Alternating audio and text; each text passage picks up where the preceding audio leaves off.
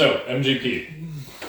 I hear their market share has been reduced quite considerably.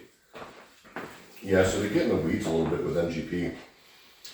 So, I mean, as most people understand at this point, The market is contracting. It's going back the way it should be. Like, you can't be in a glut forever. Would you call it pre-lockdown levels, or? It's getting back there, yeah. I mean, because it had been expanding since, gosh, I want to say maybe 2015. Just about, yeah. Yeah, it started getting a little bit bigger. Started getting out of hand. Then COVID just ruined everything. The lockdown blues, everyone was locked inside, started developing all these new and interesting hobbies, including drinking bourbon. So anyway, as the contraction's taking place, the distilleries, for I guess since COVID, they've just been ramping up production, right? New rick houses. Yes, new stills, just pumping out more and more whiskey. And the last few years, I mean, things were super hard to find, except for like your basic stuff. And everybody was all hunting for the same stuff. So to sum up, to sum up the story, as the market expanded, distilleries just kept pumping more stuff out. Well,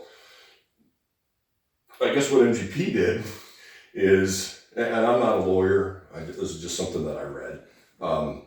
I guess since they're a publicly traded company, just like Brown-Forman is and a lot of the other guys, they may or may not. Allegedly. In the lawsuit, they told the investors or the shareholders, I guess, they told them one thing. Said, "Oh no, our projections are on point. We're good to go. People are still buying tons and tons of whiskey."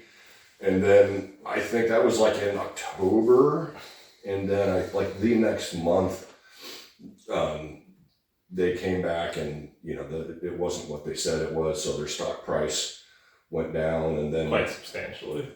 In a roundabout way, people found out that they might have been fibbing a little bit, so then the stock price went down even more.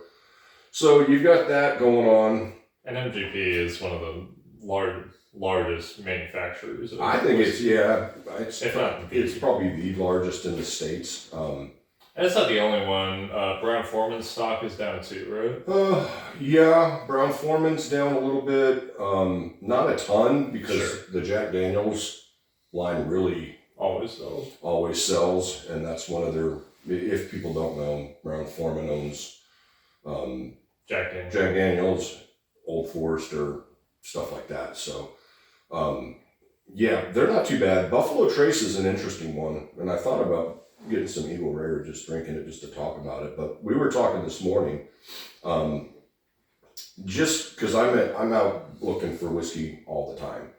You told me there's quite a bit of Colonel E.H. Taylor, small batch, that's sitting around, cases of it. At the local, and that's what happens. It happened in 2024, and it happened again in 2025. And it's happening again in 2026. Well, so especially at Specs, I don't know if it's a distributor thing or what, but they get just a huge dump at the end of the year, right? All your allocated stuff, but that never sees the shelves. But of course not. Like when I worked at the store, we had literally had a pallet of Buffalo Trace, and we just had it on the floor. And back when we used to get it, it was one per person kind of thing, and then at the end of my time at that store, it was we had so many cases. It was like, buy what you want. I don't care, you can buy them all. They did it again this year, as I saw around the holidays, that they had tons of Buffalo Trace, and then next thing you know, they've got tons of E.H. Taylor. Now, like we were talking earlier, the single barrel is going to be still harder to find. And the barrel proof one is going to be nigh on impossible. Very, very difficult to find. But we were talking about Buffalo Trace because I think they're down somewhere in the low 20s. Like percentages as far as their sales are down. So they're down like 20 let's call it 24%. Sure. So like we've talked about before, you're going to see other, and we didn't even talk about Jim Beam. Jim Beam, what's up with Jim Beam? Well, they closed one of their So Jim Beam, they've got like 4 or 5 different campuses across Kentucky where they make. But they make their whiskey. They own a lot of warehouse. Right. So they made the news the other day, and people were freaking out because they're like, oh, they closed production on this one particular distillery for the rest of 2026. They're like, we don't need it. And people were freaking the hell out. They're like, oh my God, But it's the industry's exploding. Yeah, it's like Jim Beam's not making any more product. Like, no, they still have like 3 other locations they're going to be making it at. Maybe they're closing at 8 because they don't need to produce as much because, distillers are sitting on, hundreds and thousands of barrels. So they don't need all 4 or however many plants they have producing at the same time. And so with them shutting that one down for the year, it's like, well, maybe they can do some maintenance, because you have to do those kinds of things. And you have to clean the things. Yeah, you got to clean. And when with those big column stills, and they're running them 24/7. As soon as the mash is done fermenting, it's getting pumped into the still, and it's literally 24/7. So now that things are slowing down a little bit, I think you're seeing some of the distilleries like, okay, we can take a breath. Let's do some maintenance. Let's do some upgrades or whatever. Do you think it's a good thing that the industry is contracting? I do, just because you can't never. You can't be in the like you said at the start. Yeah, you can't. It's investors would be very happy if the line went up in perpetuity, but it's impossible. Yeah, and as we talked about before, people's tastes change. It could also be since it's right around the new year at time of filming, but a lot of people are swearing off of alcohol. There's probably gonna be less drinkers this year overall. Well, we talked about it before, like just like your generation, like Gen Z or whatever it's called. Yeah. Alcohol's not as important. No, right? Smoke weed first thing in the morning every day. Sure. Well, we talked about that with like the RTDs and stuff like that. So, and you weren't alive, but I remember, back in the 80s and stuff when it's like things are tastes are constantly changing. Well, like with vodka, vodka was huge for a while. It was. Yeah. It was clear spirits, and even booze. Not booze, even beer. Like they had like Zimas and shit like that. What the hell is Zima? It's a clear. Think of like a White Claw. Yeah. It was like a progenitor to White Claw. Yeah, it was what White Claw was before. That's cute. It was a malt beverage, like a malt beer, but it was clear. So there was a whole thing, and even Pepsi had a Pepsi Clear. Yeah. Oh, I think I've read about that. Yeah, I thought that was a myth. Yeah, no, and it's just like in nutrition where they had the no fat chips and and just like now where things change now it's everything's high protein because people are just figuring out that you need a lot of protein. So the alcohol's the same way. So just like with rye, we talked about that before, how rye wasn't popular, and then it became popular because of some bartenders are making cool cocktails, and now it's not so popular. And now it's it's back to being niche. It's just for people like me and people like you, now to be fair, I don't have as much rye as I have everything else. But I do like rye. But I like rye, and we've got a decent amount of it. But yeah, so the ebbs and flows always come. What do you think is going to happen now? Are you going to see a lot more small distillers trying to get into the game, or is there going to be a lot of the big boys coasting off of their thousands of barrels that they're sitting on? So you get 2 ways to look at it. So I read something the other day where they're like, somebody was saying, fucking internet, anybody can say anything, but somebody had a point, like a lot of the NDPs are going to suffer. Sure. They're going to go out of business because people aren't drinking as much. NDPs, typically, those smaller distilleries where they're sourcing whiskey, they're the days of buying I hate to say it, but like Nulu, like the days of sourcing NGP. As soon as you get it, you dump it in your bottles, you put a fancy label on there, and you're just selling straight NGP. You're not even doing anything to it, right? There's probably too much. And then you're charging $100. There's probably too much information out there now, especially as Because when there's a glut, you can coast a lot off of low information buyers. But just buying shit. Yeah, right? but when the market is niche, there's a lot of high information. So you're gonna look at that and say, "That's a cool looking bottle. It's just MGP." Yeah. So, and this is getting back to what I was saying. So this is what I think. I think the NDPs that are sourcing whiskey and just have a super inflated dollar amount to purchase said bottle, they're going to have a problem. Yeah. Right. They're just going to, because there's too many options. The core of people that are buying your product is contracting, right? And there's just too many options. I mean, You said that twice. That's how many options there are. Yeah, there's just too many. I mean, I've been buying so much stuff lately just because it's out there and I can find it, you know? And you haven't been able to find it for years. Mm-hmm. Yeah, so those guys are going to have problems. Like Aaron from Smoke Wagon, just use him as an example. He's going to be fine. Oh yeah, because he does something cool. Or even Redwood Empire, because not only are they using more of their juice, but they do something cool with the sourced product that they use. Yep. Yeah.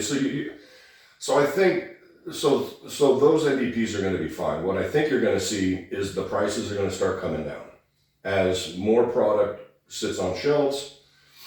The price will eventually get a little bit back to Quantity demand kind of where it should price be. go down. Right. So the price should drop, and then we've talked before. You're just going to see. I think with NDPs, what's cool is the big distilleries, the MGPs, and the guys in Kentucky and stuff that sell their whiskey to NDPs. You're going to start to see some more interesting offerings from the distilleries that are sourcing from there. We've even seen it out of Texas. There's a distillery out in Hill Country called 1693. For the longest time, they were sourcing from MGP. Yeah, they still do. Yes. So I did check. So they still use MGP, but when you were there, yeah, when I went to the distillery, I was driving on by, picked up a bottle of their barrel strength that is distilled in Texas, sourced Texas, right? And it sure is interesting. It's I'm just gonna leave it there because I don't like to speak ill. But it goes to show it'll be more interesting, and it won't always be a banger every single time. Right. But these are more interesting times for whiskey. Yeah, and like we talked about before, you'll see more age statement stuff. Indeed, we have been seeing more age statement stuff like Maker's Mark of all brands. A cash strength that's 7 years and 3 months. Yeah. I never thought I'd see an age statement on a Maker's Mark bottle in my entire life. Right. So even Makers is they're catching on. And they're notorious. And then grab that Saz right there. This one? Yeah. So that's a new one. This is Buffalo Trace. Right, we have the regular Sazerac rye that everybody's seen. That's quite good. They came out with 100 proof Sazerac rye, and then this is the full proof at 125 proof. So even coming from Buffalo Trace. And that was something silly like $35, right? 45, something like that. Easy. Yeah. And if you've never, like me, I've never had like the Sazerac 18-year or any of that, antique collection stuff, but from everything that I've heard, and I can attest that's really, really good. Because I actually had a pour the other day just because I was like a little kid on Christmas. I couldn't wait. I'm like, let's see what it tastes like. Jealous. Well, we'll talk about it, but yeah. So it's the distilleries are they're gonna need to figure it out. They're gonna have to do more interesting things. Yeah, they're gonna have to think a little bit more about how to grab the people that are still buying your stuff, even though there's far less. Since we're here, what do you think Texas distilleries are going to do? Well, do you think they're going to carry on as usual? We've talked about it before. Texas is Texas. They don't give a shit. Whatever they're doing, they're going to keep doing. For a lot of people, though, that because I've seen this for years. Because Texas whiskey, depending on who you're getting it from, it can be as non-offensive like how TX does it. Not their bullshit blended stuff, but their experimental series or their cash strength variety. Because that's a weeded out of Texas. They distill their own stuff, but that It's quite good. It doesn't taste like quote unquote Texas bourbon or Oh. whiskey at all. Like that tastes like Kentucky whiskey. That's really good.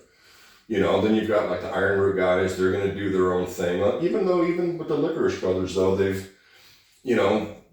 doing a little bit more of the blending with their Harbinger stuff and then getting into Kentucky and Indiana. And I don't know if we've discussed it before, but we've said it in private that we think is the secret to Texas whiskey. It's going to be blending it and making it less Texasy.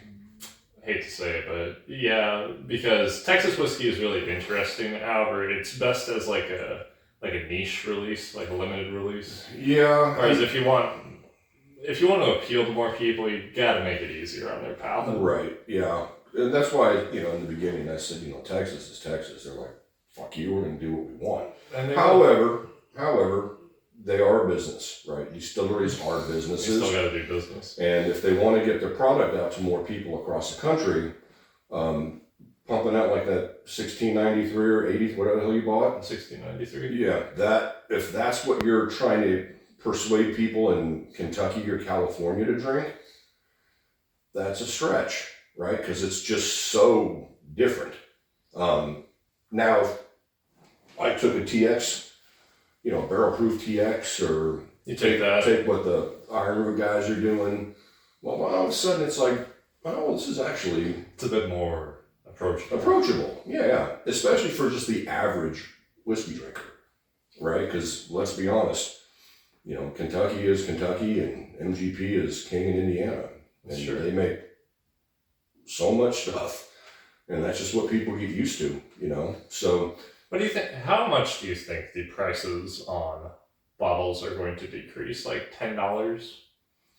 Yeah, I think it'll slowly start coming down. Now, the issue, even like with LEs, like just when I thought shit couldn't get crazier, Calumet came out with their 18-year This year or this past year? in 2025. How much are they asking for? It was, from everything I saw, it was phenomenal whiskey. It was also $500 a bottle retail. And I thought their other stuff, which we have the 14, the 15, and the 16, and at 150, it's like, yeah, it's really good, and it's pretty old bourbon, but 150. But yeah, they were charging $500 for that bottle. Even the Baker's 13 that we got, that was 130. That's true. So it's like in that 150 and lower range, I think more people are willing to spend that. The people that are dropping 500 and 300 and 400 on bottles of whiskey, you probably always have that. You're probably gonna, Sure. Because some people got way more money, and we don't. So I had the opportunity to buy that Calumet. You did? Mm-hmm. Yeah, we were at that when we went to that one store.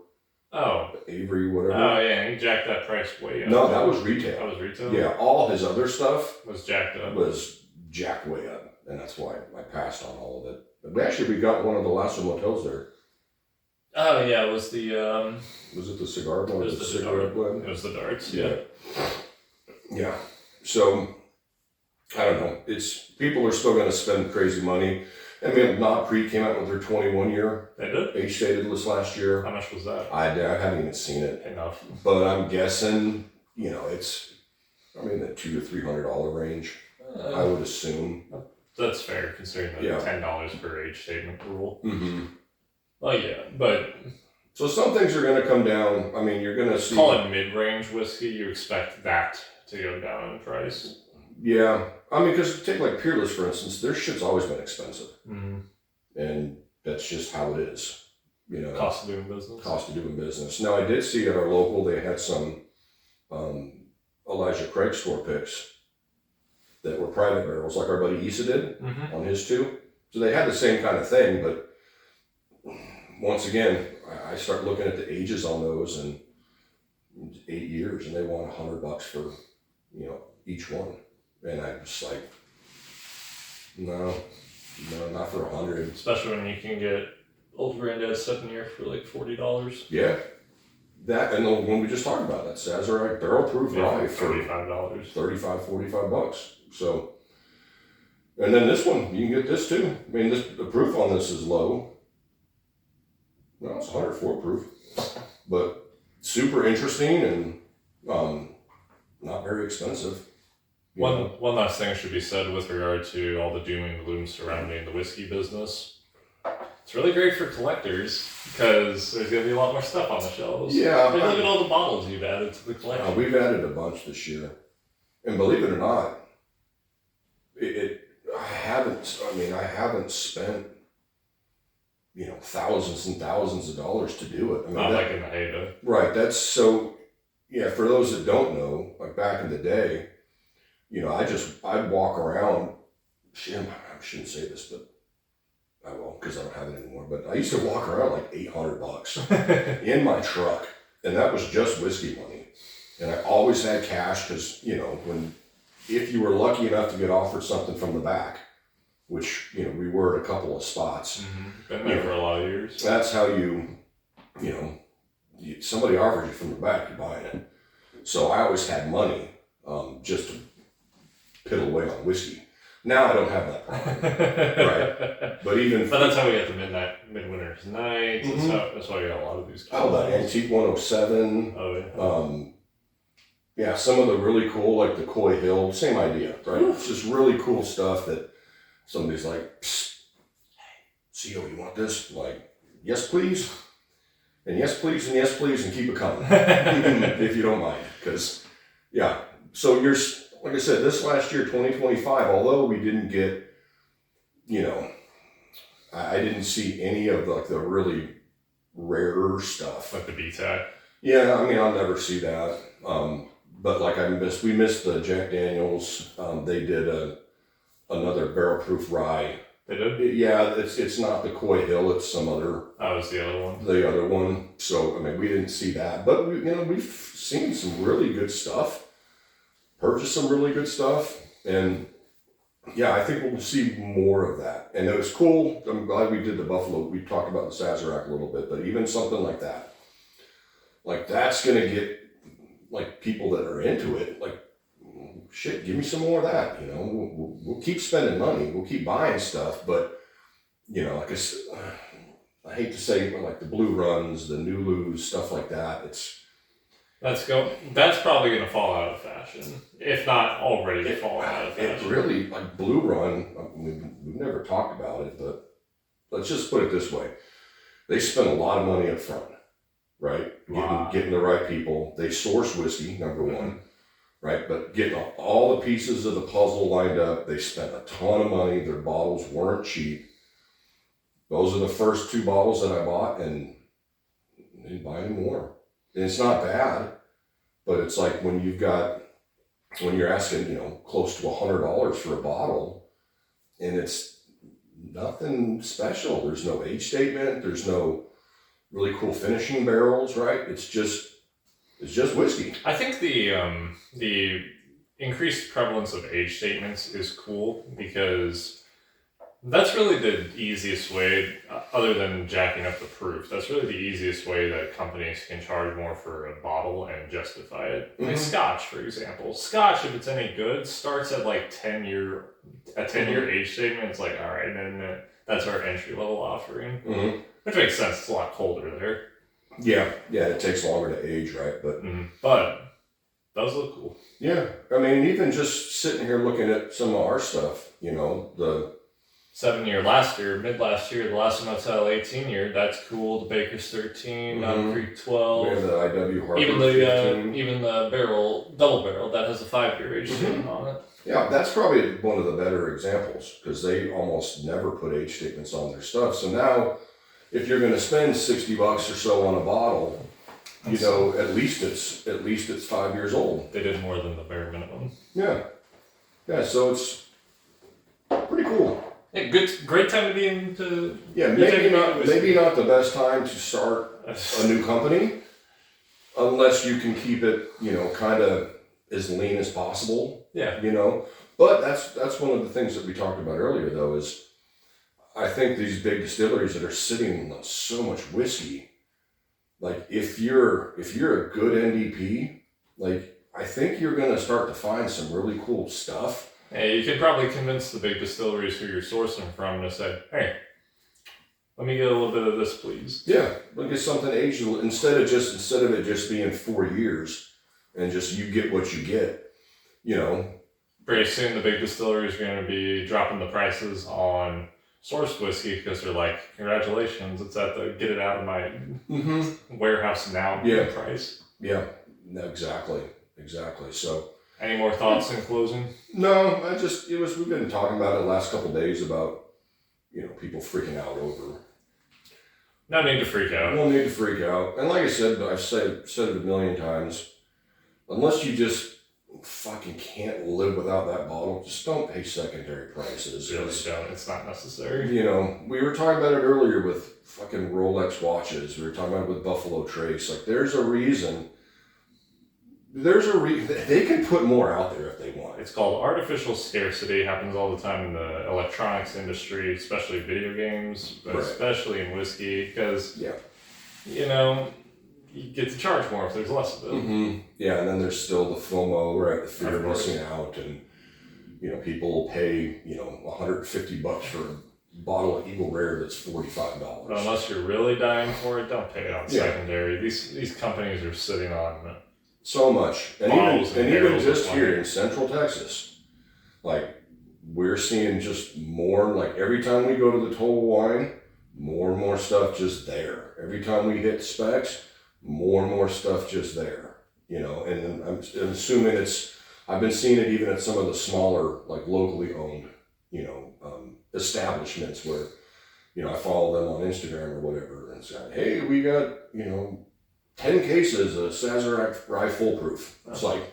sweet, good for you, you know, and because it's becoming more of a niche interest again, it's going to sit for a lot longer. So you have more of an opportunity to make some chips and then go and buy some cool bottles. Have more opportunity to try different things. I mean, we saw it with the cask strength 13th Colony. Oh, yeah. You know, they have the cask strength rye still sitting on the shelves. Well, it's like I told you about that blue spot from Redacted all those months ago. You were like, what happened? Someone's going to come in and buy it. I'm like, you see where this shop is? Mm-hmm. No one's going to buy it.